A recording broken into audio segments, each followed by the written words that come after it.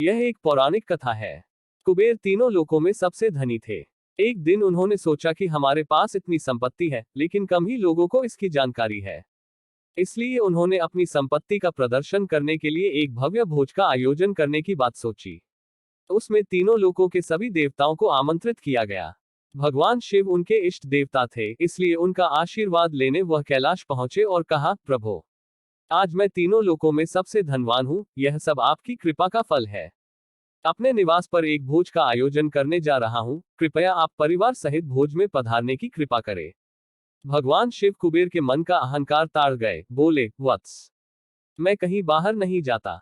कुबेर गिड़गिड़ाने लगे, भगवान, आपके बगैर तो मेरा सारा आयोजन बेकार चला जाएगा। तब शिव जी ने कहा, एक उपाय है।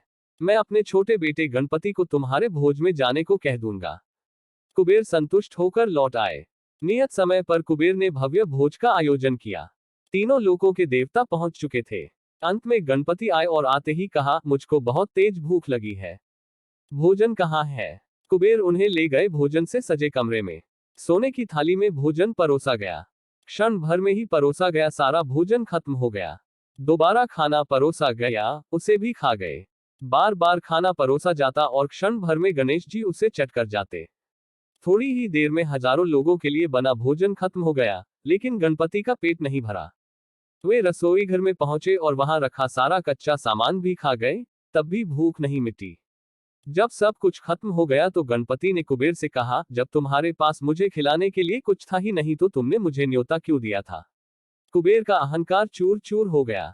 शिव महापुराण की कहानियां सुनने के लिए सब्सक्राइब करें। हर हर महादेव।